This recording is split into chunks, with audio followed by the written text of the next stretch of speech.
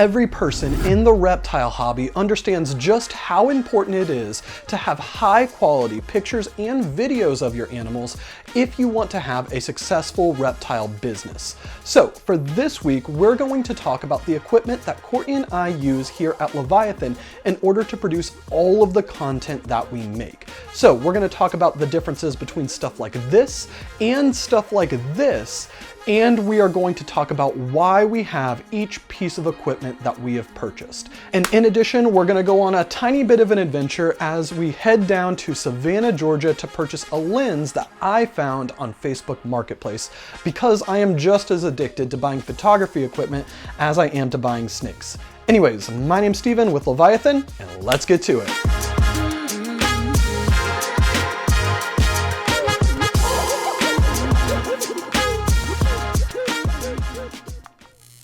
So it is probably pretty obvious to anybody who's watched the channel for a bit that I'm really into videography, cinematography, photography, all of the different ographies. And with this, there are lots of different pieces of equipment that I want to buy when it comes to this type of hobby that tend to be really, really expensive. And the lens that I've been eyeing for the last little bit is a 70 to 200 millimeter zoom lens at a constant aperture of f2.8, which we use Canon here, and right now all of our Canons are the RF mount.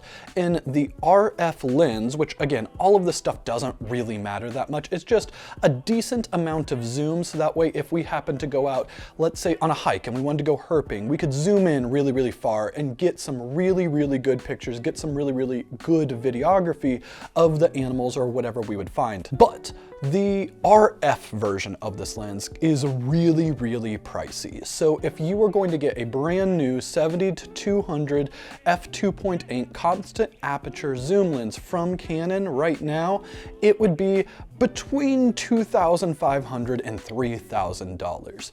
But if you go back one generation to the EF lenses, you can get them for far less money. In fact, you can get them for around $1,000, but you got to get them used. So what we're going to be doing today is we are going to be scouring the Facebook Marketplace in our area in order to try to find some good deals, and we might maybe just a little bit lowball some people and see if we can pick up one of these lenses for a great price.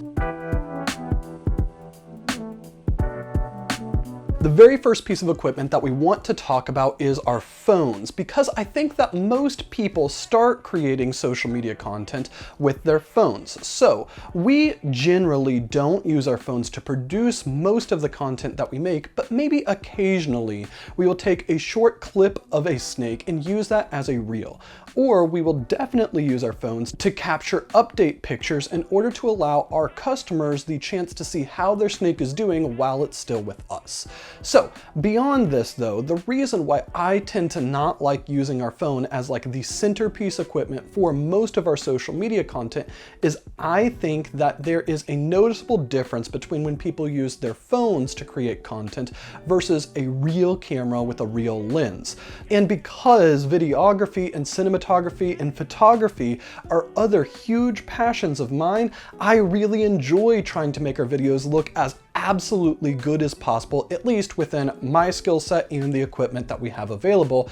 And generally speaking, the phone doesn't live up to the quality that I want to convey. That said, there is a saying in the photography community that the best camera that you can use for any given situation is the one that you have on you. And generally speaking, I'm always going to have my phone on me, and I know Courtney always has her phone on her. So there are definitely times where we do bust out our phone and use it to create content or capture some B-roll or take a picture, because that's what we have on us, and we will still use that in order to promote our business down the road. Now, for the baseline, I'm going to throw up a few different pictures that we have snapped with my phone, and we're going to throw up some B-roll that we have taken with my phone, and then later on we're going to compare our cameras to this footage. I got good old handy dandy Facebook Marketplace pulled up, and I've already saved some lenses that stood out to me earlier when I was searching and kind of doing research for both this purchase and this video. So the very first one that I have is the Mark II version of this lens. So there's 4 different versions, I think, and there's the original version of this lens, which is like, I don't even know, like roughly 20 years old. There is the image stabilized version of the original. There is the Mark II version, and there is the Mark III version. And realistically, the only ones that I'm interested in are the Mark II or the Mark III. I think I'd prefer the Mark III, but those, when you're looking at used on a place like B&H Photo, they're like $1,800. And again, we are looking at roughly the $1,000 mark, but we still want to try to get a deal because I think you can find quite a bit of these lenses, at least the Mark IIs, for around $1,000. So this listing that we have right here, it is a Mark II version. It is $1,000, and it says it's in pretty good condition. It says that there's no damage. It says there's no internal damage, that they've had this lens for just over a year. And I assume that this means that they bought it used because it's a Mark II and we're in 2025, and this is a fairly old lens right now. But I think that this is a potential one that we could look at because it's at $1,000. We'll probably try to offer $800 because I feel like 20% lower than the list price isn't a bad offer. But as I'm looking at the location, this is in Monroe, North Carolina, which I don't actually know how far away that is from us, but we can check that out later on. So, but that is one possible contender. The next one that I see, which really catches my interest, it is a $1,200 lens, but it's the Mark III. So it is the newest of these lenses, but this one is also in North Carolina, which again, North Carolina, we're on like the bottom side of South Carolina. So we have to go all the way across the state, and then depending on where they're at in North Carolina, might not really make a whole lot of sense. So I'm probably not gonna be looking at this one yet. Then we keep going down. There is another Mark III that I really like. It's a really good deal. It's $1,000 for the Mark III. And again, if you are gonna be trying to buy the Mark III on a place like a B&H Photo, even used, you're looking at spending like $1,800. But so this is a strong contender, but it is in Kingston, North Carolina, which I think I looked up earlier, and that's like 4.5 hours, 5 hours away from us, which means that that would be like a 10-hour round trip. And realistically, I'm not willing to drive 10 hours round trip to save a couple $100. So while this is a great deal, it's not something that we're actually probably going to even consider buying. All right, so let's go back a little bit further, and I believe that we have another Mark III. It's a 70-200. This one is listed at $1,275, and they are in Richmond Hill, Georgia, which I don't actually know how far away it is, but that definitely is a possibility that we might look into. There is a Mark II lens that we have, which is $1,100, and they are in Greenville, South Carolina, I believe, which is the closest one. So this might be the one that we look into first, and they even say in their listing that they are open to reasonable offers. So they are currently asking $1,100 for their lens, so I'd still probably offer $800, a little bit more than 20% off, but this is probably going to be the first one that we inquire on, and if they don't say yes, then we can go to another one. And then the last one that I have saved is a 70-200 Mark II, and this one is in right outside of Savannah, Georgia, which our friends Cat and Row over in Savannah. So if we go to this one, we might be able to meet up with them, and that would be kind of fun to do for the video. So let's inquire first on the $1,100 one that is in Greenville, South Carolina. So we could just use the Facebook generic kind of hello, is this available? But I don't think that most people tend to like that response. So I'm going to say, hey, if this is still available, we would definitely be interested. Would you be willing to take $800 cash? We can meet up tomorrow after work or anytime on the weekend that works for you. And we'll see what they say. All right, got it all typed out. Let's send. The first camera that I want to talk about is where I would recommend people buy if they were going to be getting into the higher end side of the photography, videography, all of that stuff when it comes to a reptile business. And that is this Canon R8. So there are a lot of different amazing brands when it comes to cameras and for lenses, but I really like Canon. I haven't used all of the other brands, but I have used Nikon in the past, and I've used Canon, and I really, really like the image quality and the colors of the Canon cameras. And specifically this camera, I use it in order to do more handheld vlog style stuff when I want to hold it out like this, because it is a full frame camera, so it gives a wide field of view, especially when it's paired with a 16mm lens. And this means that I don't have to stretch my arm super far out in order to get a handheld shot of myself if I'm trying to do a vlog. In addition, we use this camera to do a lot of our product photography when it comes to pictures on Morph Market. So this is generally our go-to photography camera and vlog camera, and because it's so small and it's so light, it's also kind of something that we will pick up and walk around if we are on a trip, because it's not that obnoxious if we are out in public. In order to compare it to the iPhone footage, here are a couple different pictures and videos captured with the Canon R8.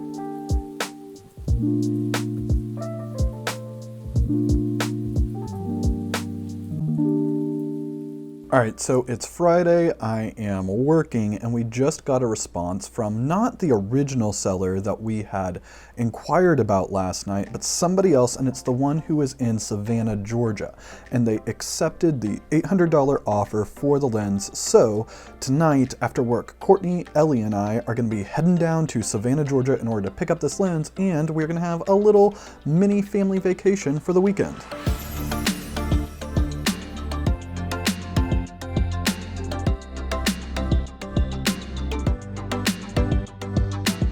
This next camera, up until recently, has actually been my favorite camera that we've owned, and it used to be our A camera, but at this point now it is our B camera, which is just simply saying that it is going to be the camera that we use to get an additional angle when we want to use a multi-camera setup, and it's not going to be the main camera for the majority of the video. That said, it is a Canon R7, and the biggest difference between this and the Canon R8 is that the Canon R7 is a crop sensor camera, which has its pros and its cons, but the biggest pro that it has when it comes to reptiles is that the crop sensor has a 1.6 times crop factor, or essentially a zoom, when compared to a full frame camera, which is really, really beneficial if you are out herping and you need to zoom in even further than what your lens normally can go in order to get a decent frame of the animal. In addition, this camera has in-body image stabilization, which allows us to make really, really smooth B-roll that almost looks like it's on a gimbal, even though we're just holding the camera in our hands. So I really like this camera for more wildlife type photography and for capturing buttery smooth B-roll that we will add into our videos. Now, just like the R8 and the iPhone, here are a few different pictures and videos that we can use to compare and contrast the differences between all of the cameras we've talked about so far.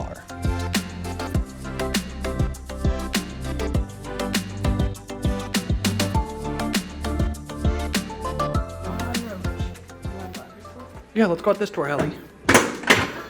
Let's go out this door. What's there? Outside. Yeah. Let's go see. Yeah! You gotta hold our hands because there's lots of people and lots of cars, okay? Are we gonna go on the road? Yeah, we're gonna walk on the sidewalk. This way. I remember you went there one time and got a pizza, and it was like an hour wait for a mid-ass pizza. Yeah. But like these places are all good. I don't believe you.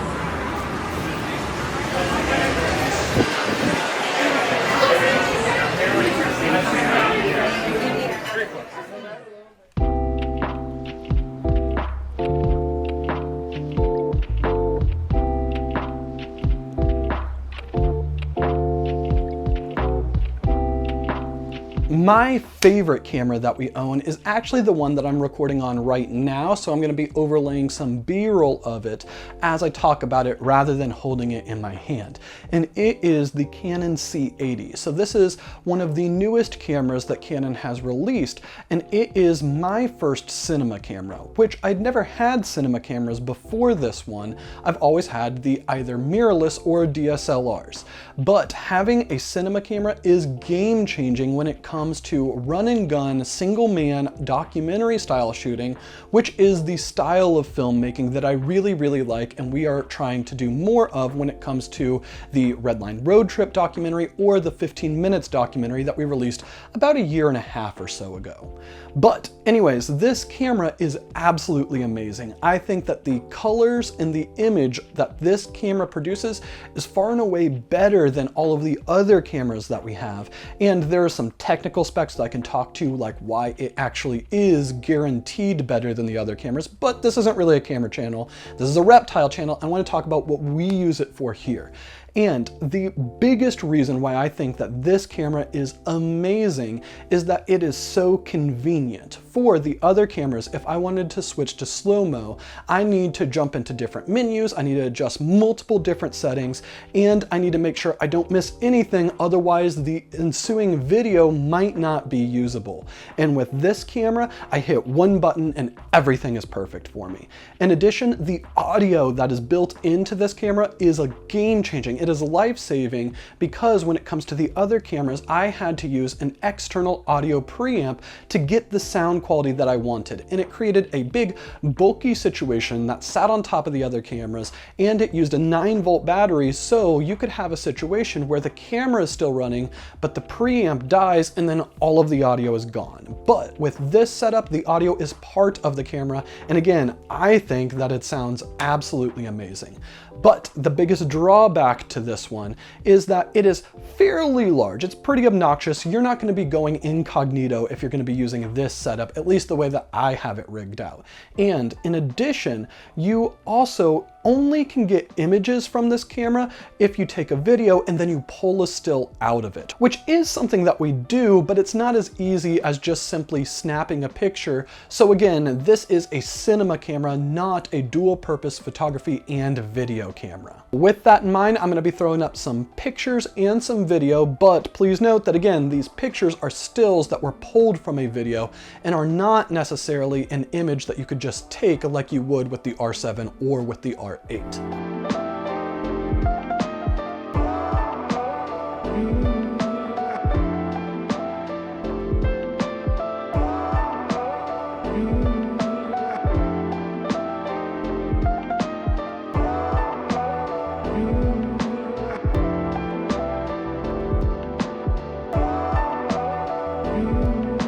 Anyways, we hope you guys enjoyed the video, and if you did, please don't forget to hit the like button, leave a comment, and subscribe, but we will see you next week.